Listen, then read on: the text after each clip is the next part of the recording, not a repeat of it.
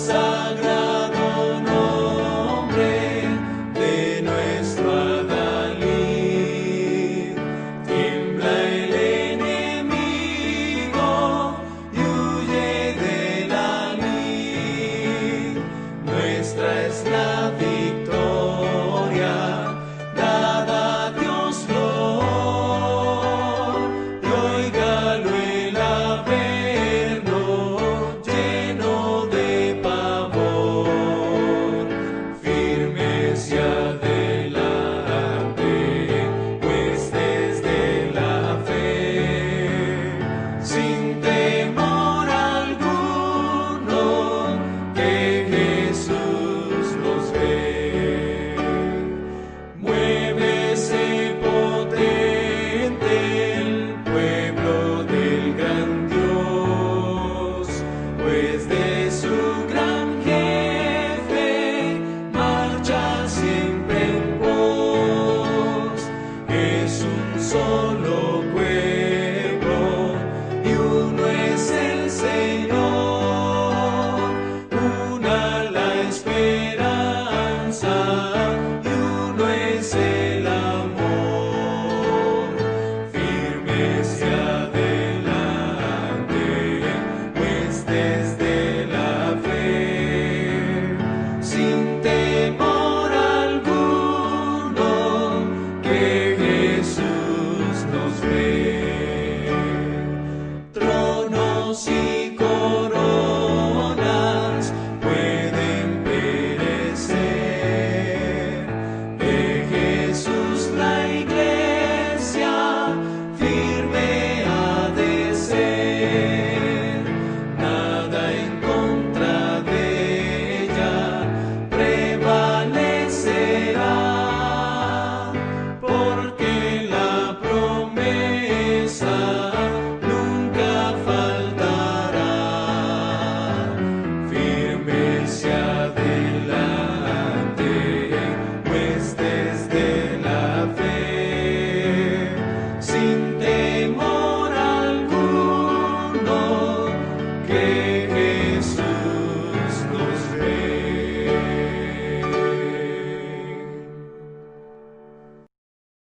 Amados hermanos y hermanas, primero agradezco a Dios la oportunidad que me da el poder subir a este púlpito y predicar su palabra.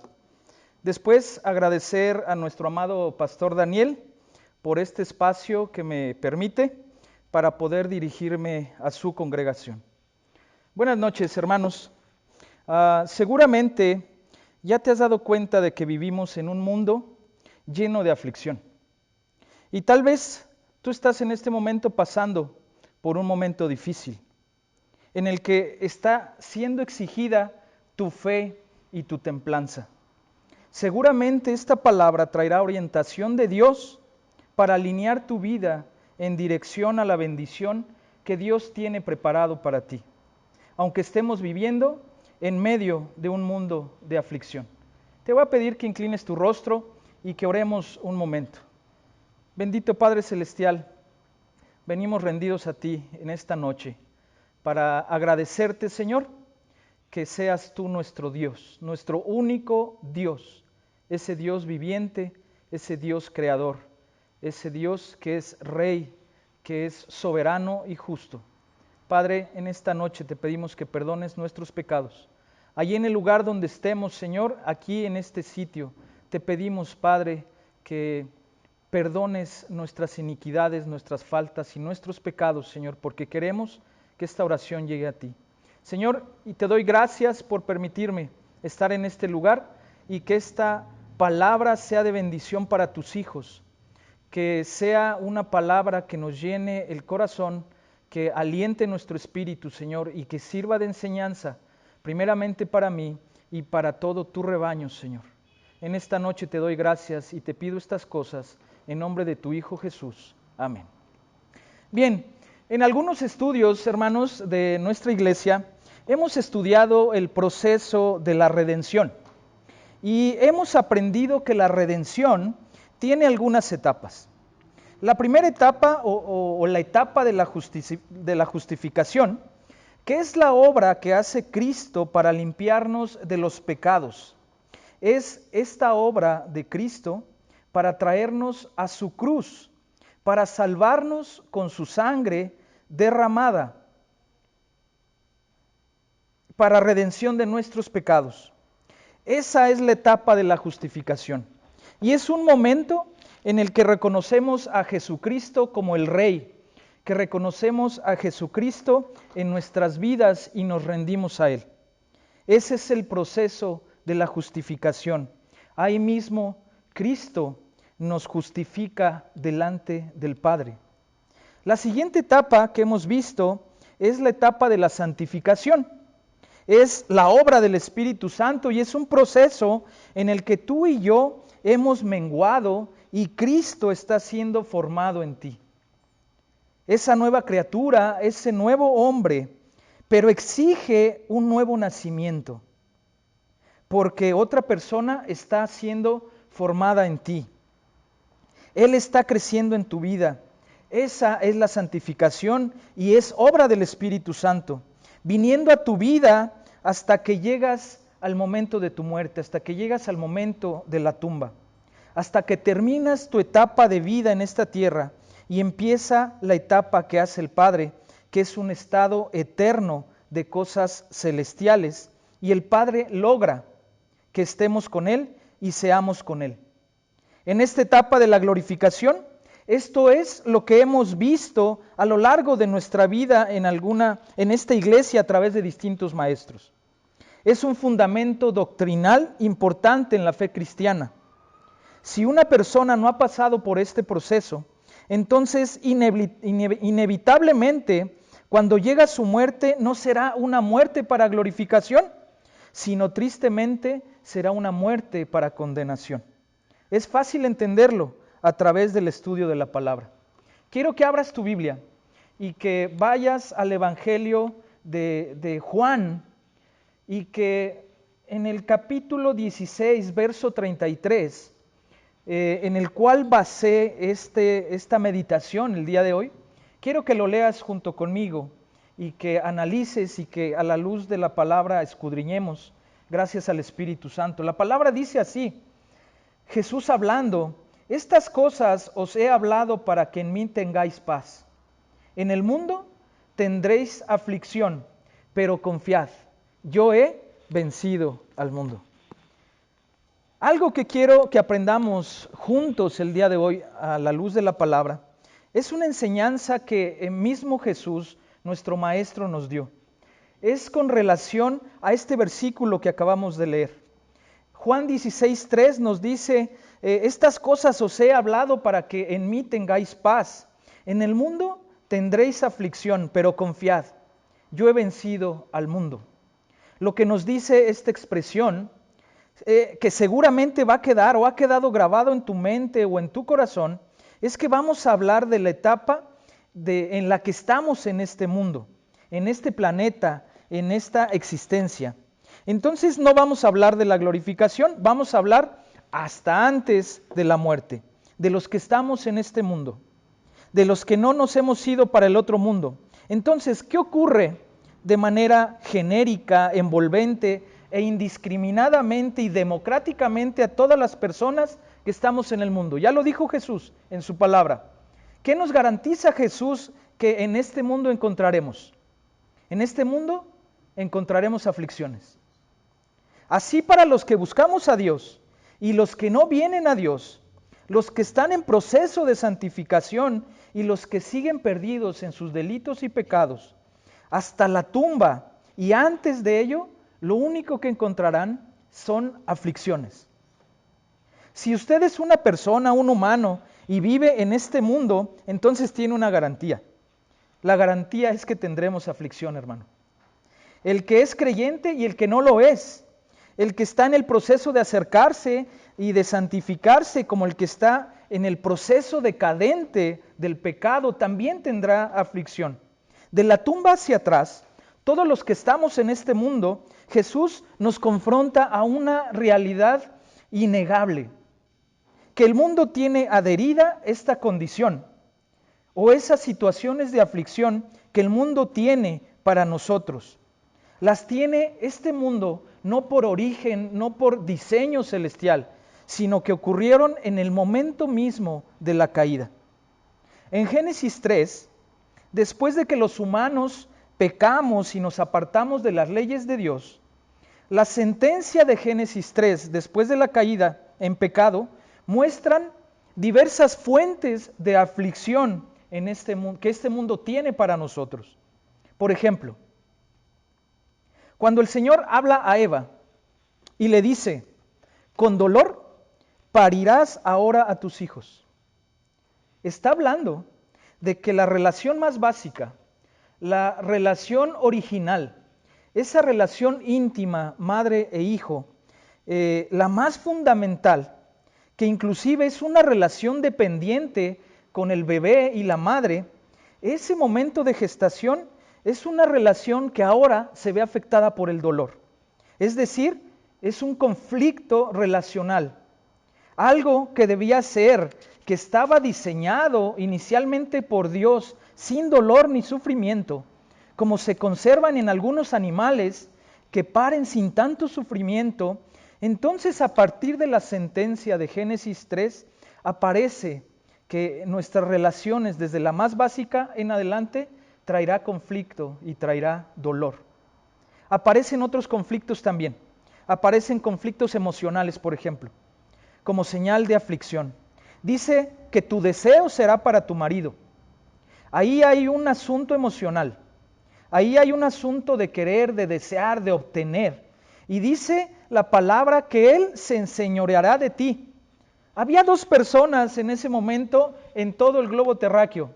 Había solamente dos personas. El 50% era Eva y el otro 50% era Adán. 50 y 50 hacían 100. Solo dos personas. Esa era toda la humanidad. Y una parte de la humanidad quería dominar a la otra parte de la humanidad. ¿Le parece familiar? Sigue ocurriendo. Una parte de la humanidad quiere dominar a otra parte de la humanidad. Quiere enseñorearse del otro. Ese es un conflicto emocional nacido en la caída. Los conflictos sociales también surgen en la caída. Aparece esta sentencia. Después la tierra caerá bajo maldición y entonces aparecería una casi enemistad entre la tierra y el hombre, porque por causa del pecado la tierra fue sometida a maldición, no por causa de ella misma.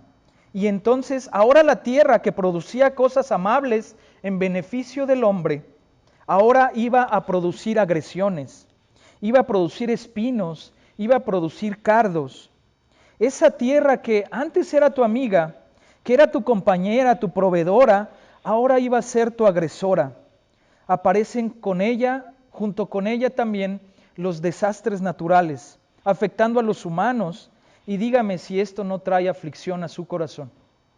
Dígame si una noticia que usted escucha relacionada a los desastres naturales no deja de sumergirlo en una inmensa aflicción por las personas que en ella sufren o sufrimos. Luego dice también la palabra en esa misma sentencia de Génesis, que con el sudor de su frente ganaría el pan. Y entonces aparece la aflicción originada en la lucha por el sustento diario. Ya no sería la tierra generosa proveyendo armoniosamente alimento, sino sería un forzamiento a la tierra, arrancándole con un arma contundente o punzo cortante, arañando la tierra para obligarla a que produzca. Entonces esa lucha por sustento representa en el sudor, en el esfuerzo también, es una aflicción originada ahí. Y continúa diciendo, hermano, con dolor comerás tu pan todos los días. La relación entre comida y dolor está relacionada con las enfermedades. Las enfermedades son una tremenda aflicción inherente a este mundo. A partir de Génesis 3, es inherente a los que están en este mundo, sea quien sea, contraemos alguna enfermedad. Grandes personajes, incluso bíblicos, hombres de magnífica fe como el apóstol Pablo incluso, fueron afectados por temas de salud. Están ahí en el mundo. ¿Por qué Pablo fue afectado en su salud? Porque estaba en este mundo. Y es normal las aflicciones de salud en el mundo en el que estamos, en este mundo caído. Y por último, que al polvo habríamos de volver. Hablando propiamente de la muerte, ¿qué mayor aflicción que la muerte? Hemos visto, cada uno de nosotros quizás, morir a personas que amamos. Hemos acudido en ayuda de hermanos que necesitan o que se sienten en esa tremenda aflicción cuando están a punto de ver la muerte y de no saber qué es lo que va a ocurrir después. Aunque estén confiados, aunque sea cristiano, hay algo que lo asusta al momento de enfrentarse a la muerte. ¿Qué mayor temor? La cercanía de la muerte de una persona de una persona querida. Todo eso, hermano, son fuentes de aflicción que vinieron después de que caímos, de que nos apartamos de la ley de Dios y dijimos, porque así es el hombre, el diseño de Dios no nos gusta. No nos gusta, ¿por qué? Porque nos impone cosas, porque nos impone reglas, porque nos dice qué debemos hacer.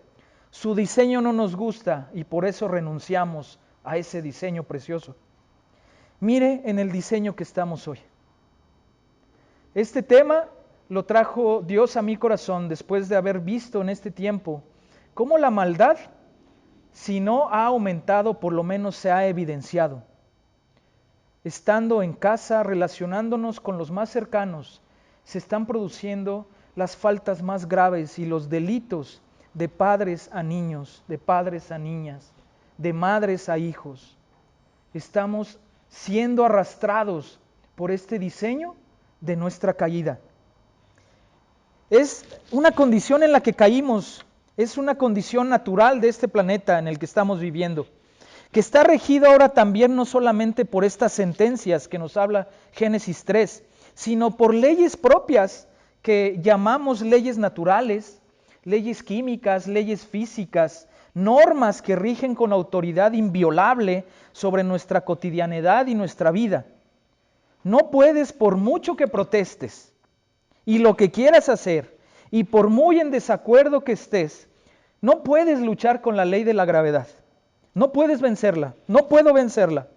Pero ahí está la gravedad, tirándote hacia el piso y jalando todo nuestro cuerpo hasta el piso y escurriéndose en nuestro tiempo. Son leyes normales, leyes físicas de acción y reacción, leyes termodinámicas que hacen que el mundo funcione de cierta manera. Las leyes que hacen que las cosas por sí solas tienden más bien a deteriorarse que a mejorarse. Son leyes a las que estamos acostumbrados. Cada uno de nosotros cada día va más en deterioro del cuerpo. Son leyes que están en nuestra vida y nos afectan todos los días. La ley de la acción y la reacción, la ley de la consecuencia, la ley de que usted haga algo y ese algo afecte a otro. Hay una reacción en cadena de lo que usted y yo hacemos. ¿Se acuerda de la teoría del caos?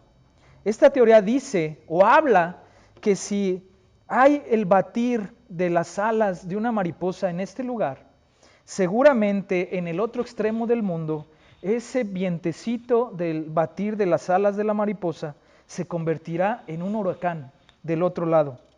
Las consecuencias o la ley de la causalidad es algo que nos afecta. Hoy, hermano, hermana, estás seguramente enfrentando algún nivel de aflicción. Por consecuencia, quizás no de estas leyes, sino por algo que tú has decidido hacer. Algo que decidiste, que tomaste tú la propia libertad de decidir. Quizás decidiste con quién casarte o no casarte. Quizás decidiste cuántos hijos tener o no tener hijos. Quizás decidiste terminar tus estudios o salirte de tus estudios antes de terminarlos. Decidiste dejar un empleo, decidiste irte a otra ciudad. Estamos afrentados por la sentencia que Dios dio sobre el mundo cuando cayó al pecado. Estamos afectados por las normas físicas, químicas, naturales que gobiernan este mundo en el cual estamos plantados, pero también estamos afectados por las consecuencias de nuestras propias decisiones. Y no solo nuestras decisiones. Hoy estamos siendo afectados por las decisiones de tus padres, de mis padres. Por ejemplo, el nombre que nos pusieron. Hoy hay una ley en la que tú puedes decidir acudir a un juzgado y cambiarte el nombre. No solo eso, cambiar el orden de tus apellidos. No solo eso, cambiar el origen de tu sexo. Cambiar el género de tu sexo. Son terribles consecuencias de las decisiones del hombre. Y hermano, ¿qué cree? Esto no va a parar. La palabra nos dice que la maldad irá incrementándose. Y que a lo bueno será llamado malo y que lo malo será llamado bueno. ¿Les suena familiar? Hoy en día está ocurriendo esto. Entonces, las decisiones que, por ejemplo, nuestros padres tomaron en su momento, hoy nos están afectando. Si ellos decidieron renunciar a su empleo, si decidieron estudiar o no estudiar, si decidieron irse de su casa, si decidieron vivir en un lugar o en otro, si decidieron ir a un país y ahí nacer tú. Las decisiones de tus papás te afectan hoy. Si decidieron darte estudios o no darte estudios. Si tu padre decidió irse del hogar con otra persona y abandonarte, y abandonar a tu mamá, abandonar a lo que Dios le había encargado. Quizás te abandonó en tu infancia, o quizás tu mamá también lo hizo. Hoy esto te afecta. Quizás un adulto estaba encargado de cuidarte. Quizás un primo estaba encargado de cuidarte. Quizás esa persona, un tío, abusó de ti. Quizás alguien decidió afectar tu vida porque tomó una decisión. Hoy todo eso te está afectando.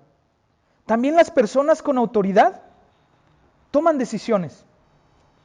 Los gobiernos, las autoridades, las leyes que reforman, ellos toman decisiones también que nos afectan a nosotros y estamos expuestos, seamos quien seamos. Este es un nivel, estés en un nivel o en otro nivel, ya sea que eres creyente o no seas creyente, todos estamos afectados por las situaciones que pasan contra nosotros. Incluso esa persona que toma una decisión irresponsable, una persona decide pasarse la luz roja de un semáforo y acaba con tu vida. O si no acaba con tu vida, por lo menos acaba con tu auto y te complica, o decide tomar algo que es tuyo, o decide faltarte al respeto, o decide hacerte algún daño. ¿Cuántas personas o familias están en desgracia hoy? Pasando dolores tremendos, sufrimientos totalmente injustos, porque otra persona malvada decidió hacerle daño a alguien. Sencillamente decidió. Y entonces, además de las leyes a las que estamos sometidos por causa de la sentencia de Génesis 3, además de las leyes que nos envuelven a causa de las leyes físicas, naturales, químicas, etcétera, las leyes de este planeta y de este cosmos, están las leyes de la acción y de la reacción que nos afectan y traen consecuencias, y también lo que otros hicieron antes de nosotros y de lo que en nuestro entorno también decidan hacer. Todo esto nos afecta, hermano.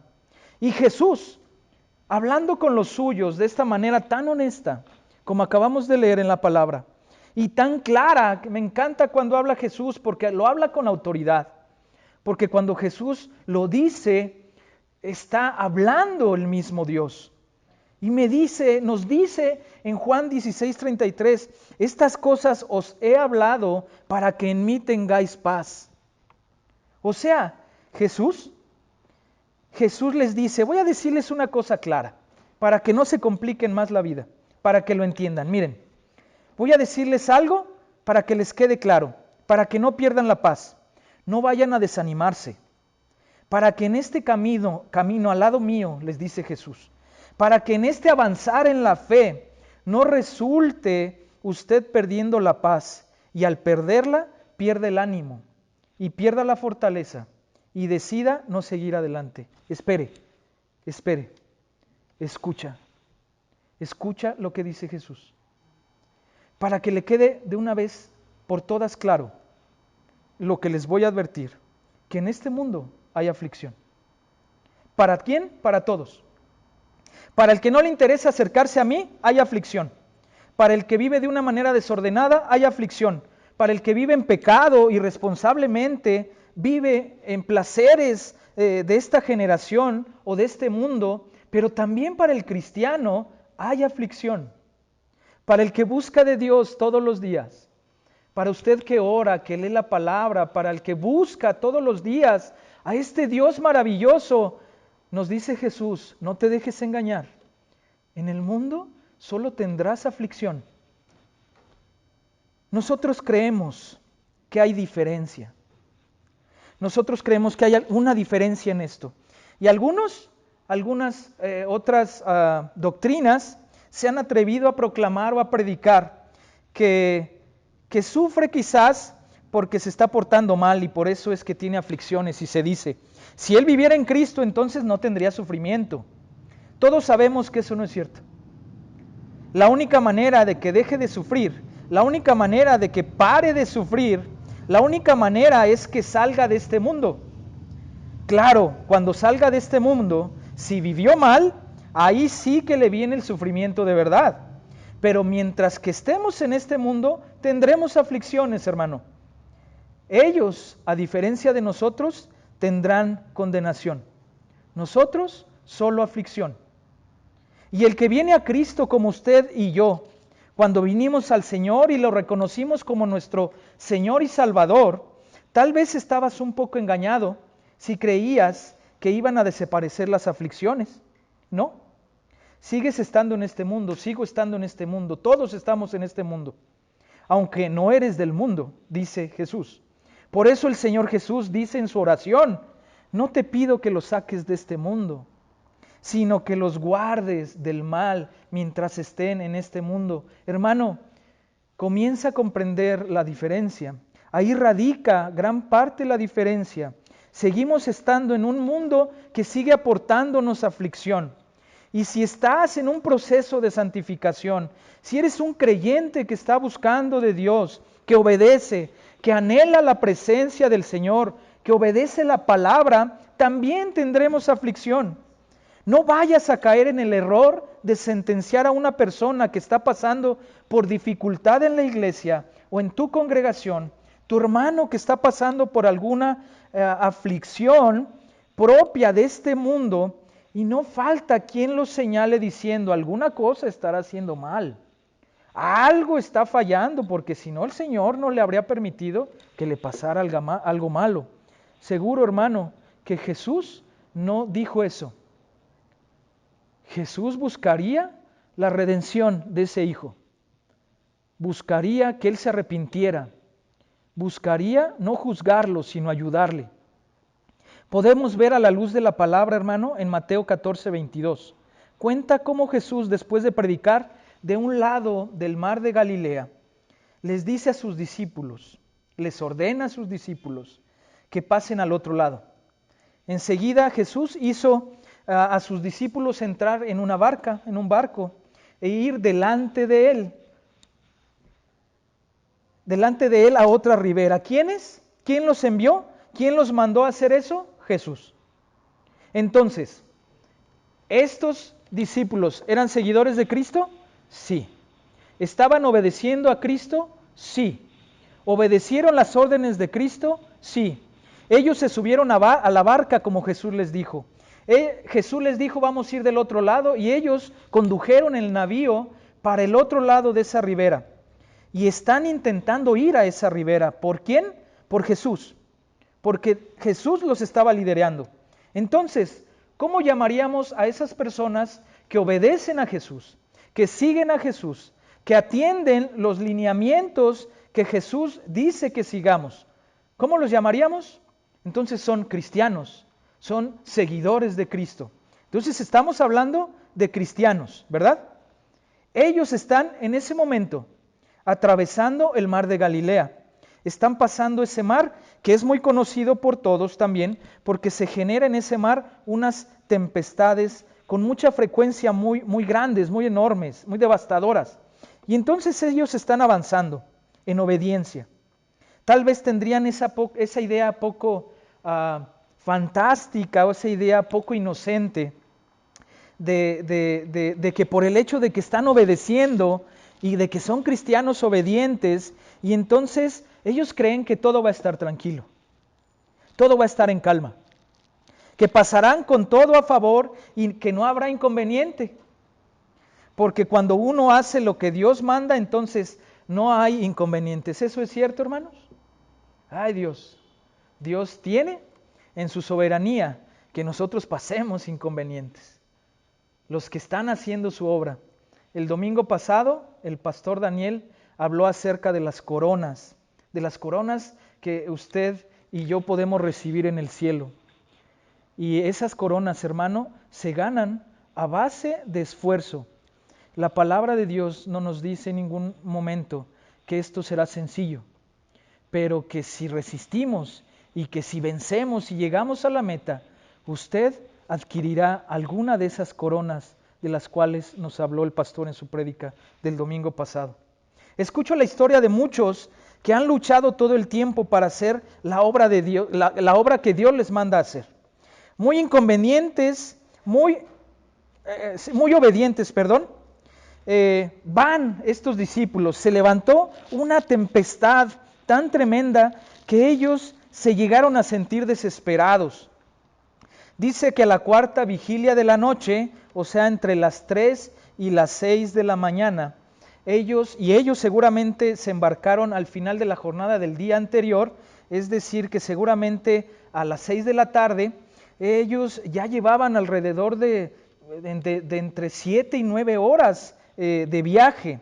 Entonces ellos ya están viajando en este mar, en esta barca, en este mar, y con toda su experiencia, su sapiencia y su conocimiento, puesto que son hombres de mar, son pescadores que toda su vida han conocido el mar, están en ese momento tratando de enfrentar esta tempestad tan tremenda, esa tempestad, esa tormenta implacable, y no pudieron. Llegaron al punto de sentirse rendidos, al punto de estar desesperados y creer que hasta ahí habían llegado. ¿Se imagina usted de madrugada, agotado, asustado, sintiendo que va a morir, y de pronto se aparece como volando, como caminando en el agua, una sombra, una especie de silueta sombría? Ellos mismos incluso, dice la palabra, registra la palabra, que gritaron: ¡un fantasma!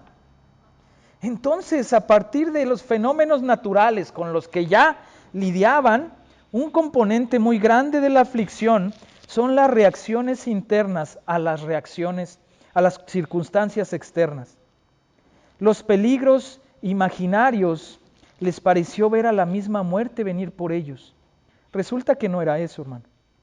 A este punto quería llegar. Al punto de analizar y que usted, junto conmigo, a la luz de la palabra, veamos que unos buenos siervos del Señor, unos cristianos obedientes, haciendo lo que Jesús específicamente les mandó y teniendo contratiempos que ponen en peligro incluso su vida, esa fuente de aflicción está en el mundo y afectan al inconverso, al creyente, al obediente, al desobediente. No hay diferencia. Parece que no hay diferencia, pero espere. ¿Sabe una cosa? Hay una gran diferencia. La diferencia real entre los que estamos con Jesús con relación a la aflicción no es que no la tengamos. Es que Cristo quiere que tengamos paz en esto. Estas cosas les estoy enseñando hoy para que en Cristo tengamos paz, dice la palabra. Para que en mí tengan paz, dice Jesús. ¿Para qué queremos la paz, hermanos? Para que no seamos débiles ante una realidad innegable, que es que nos envuelven circunstancias de aflicción a todos los seres humanos que pisamos esta tierra, obedientes o desobedientes. Entonces, la única diferencia de las aflicciones de estar con Cristo, ¿cuál es? En cuanto a las aflicciones, ¿qué diferencia hay? La diferencia que tenemos los que estamos con Cristo es que Cristo está con nosotros. Esa es la diferencia. Eso es lo que nos prometió. Nunca prometió lo contrario. Entonces la única diferencia con los demás es que Jesús está con nosotros. Suena simple, hermano. Suena muy simple, pero es más profundo y más poderoso de lo que usted y yo creemos. Jesús está con nosotros. Y eso es suficiente. Por eso nos pide que no creamos en nuestras fuerzas, en nuestro intelecto, que no creamos en supersticiones o en evangelios de prosperidad.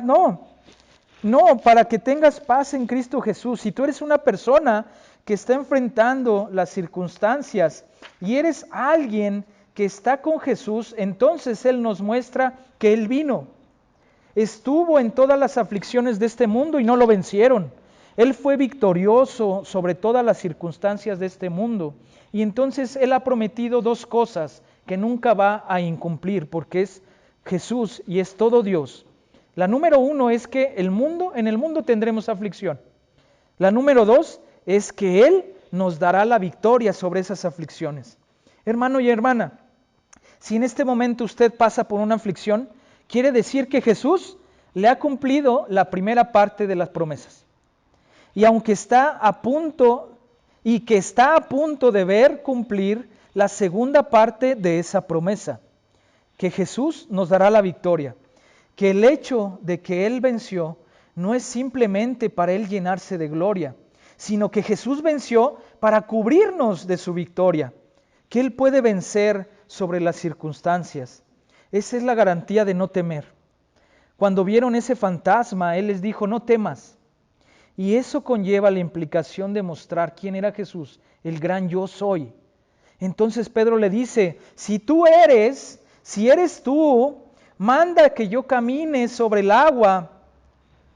Algo que tiene claro Pedro es que los logros de Cristo no los obtuvo solamente para él.